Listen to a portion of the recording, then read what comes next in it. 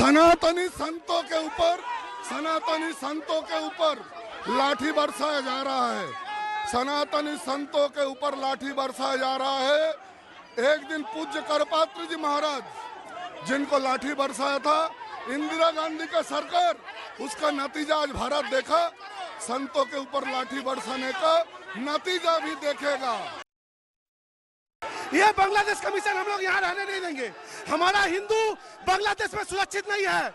जितना दिन हमारा हिंदू वहाँ सुरक्षित नहीं रहेगा उतना दिन ये बांग्लादेश कमीशन यहाँ नहीं रहना चाहिए। इसको हटा दिया जाए यहाँ से। अरे भाई, बांग्लादेश में हिंदुओं को मारा जा रहा है, यहाँ पर बांग्लादेश का कुछ भी नहीं रहेगा। Bangladeshi go back. एरा हिंदुओं के पास में नहीं है, एरा हिंदुओं के साथ में नहीं है, एरा माइनॉरिटी के साथ है। ये लोग हिंदू के साथ नहीं है, गद्दार है। कल भी ममता सरकार अटकाई है। कल भी हम लोग निजाम पैलेस से हम लोग शुभेंदु अधिकारी के नेतृत्व में रैली किए थे। कल भी अटकाया है, आज भी अटकाया है। राज्य सरकार तो भाई राज्य सरकार क्यों डर रही है? किस लिए डर रही है राज्य सरकार?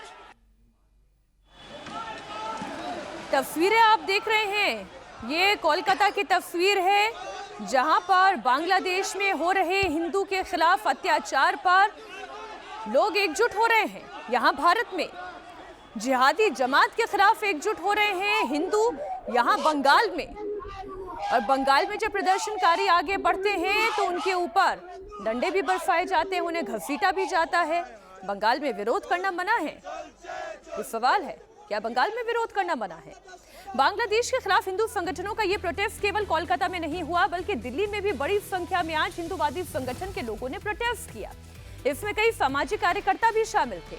कट्टरपंथी जमात के हाथ में खेलते हुए बांग्लादेश की हकीकत यह है कि वहां हिंदुओं पर आए दिन हमले हो रहे हैं, इसलिए भारत से ये आवाज उठनी तो लाजमी है। आज ये तस्वीर बांग्लादेश की मीडिया को देखनी चाहिए, बांग्लादेश की सो कॉल्ड सरकार को देखनी चाहिए। भारत के खिलाफ बांग्लादेशी प्रोपेगेंडा की बीन बजती रही। बांग्लादेशी हाई कमीशन की सुरक्षा को खतरे में बार बार कह के ये सवाल उठाए गए, लेकिन तस्वीरें देखिए, हकीकत देखिए।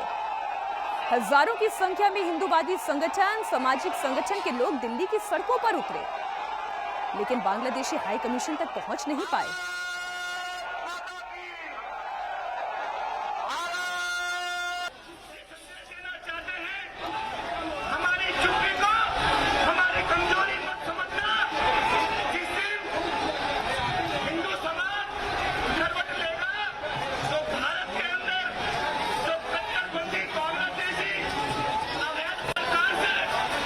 भारत की चुप्पी को भारत की कमजोरी मत समझना।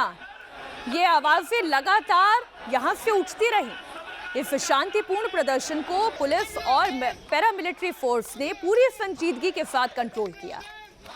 और बांग्लादेश में इंडियन हाई कमीशन पर जो हमला हुआ उसकी तस्वीरें तो आपको याद ही होगी। बांग्लादेश में तो भारतीय उच्चायुक्तों को निशाने पर भी लिया जा रहा है। लोकतंत्र से लेकर मानवाधिकार सबका उल्लंघन बांग्लादेश में हो रहा है, लेकिन भारत में इसके खिलाफ आवाज उठ रही है और तब तक उठती रहेगी जब तक कि बांग्लादेश में हिंदुओं के खिलाफ अत्याचार बंद नहीं हो जाता।